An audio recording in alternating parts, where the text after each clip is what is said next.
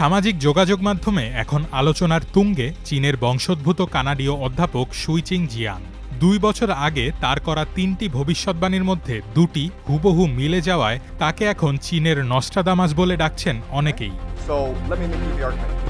অধ্যাপক জিয়াং তার predictive history নামের ইউটিউব চ্যানেলে ২০২৪ সালের মে মাসে একটি ভিডিও রেকর্ড করেছিলেন। সেখানে তিনি ৩টি বড় পূর্বাভাস দেন। প্রথমটি ছিল ডোনাল্ড ট্রাম্প পুনরায় যুক্তরাষ্ট্রের ক্ষমতায় ফিরবেন। দ্বিতীয় ভবিষ্যৎবাণীটি হল ট্রাম্প ইরানের সঙ্গে যুদ্ধ শুরু করবেন। আর তার সবচেয়ে চাঞ্চল্যকর তৃতীয় ভবিষ্যৎবাণীটি হল এই যুদ্ধে ইরানের কাছে শেষ পর্যন্ত হেরে যাবে যুক্তরাষ্ট্র।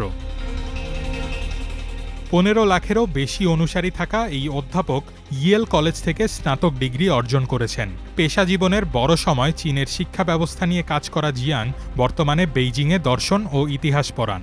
ইতিহাসের প্রেক্ষাপটে বৈশ্বিক ঘটনার বিশ্লেষণ ও পূর্বাভাস দেওয়াই তার বিশেষত্ব। জিয়াং তার বিশ্লেষণে যুক্তরাষ্ট্রের সম্ভাব্য ইরান আক্রমণকে ইতিহাসের সিসিলি অভিযানের সঙ্গে তুলনা করেছেন। প্রাচীন এথেন্সের সেই অভিযান যেমন বিপর্যয়ের মধ্য দিয়ে শেষ হয়েছিল, যুক্তরাষ্ট্রের ইরান অভিযানও তেমন হতে পারে বলে তিনি মনে করেন।